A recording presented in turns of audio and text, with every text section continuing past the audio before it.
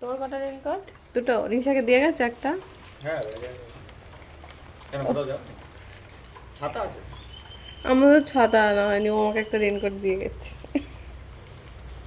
তবে আমি ইউজ করবো না, ভীষণ গরম। আমি এটা পরে দেখেছি একটা। নিজের ছাতা ইউজ করো। আমি কি ইউজ করবো? কাজ করলে ছাতাটা ইউজ করবে, বুঝবা না? বৃষ্টি কিন্তু খারাপ হবে।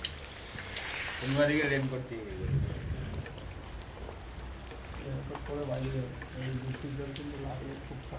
এই ঠান্ডা লেগে যাবে। আমার কালকে একটু মাথায় পড়েছিল, মাথা। কি বললে? আরেকবার বলে যাও।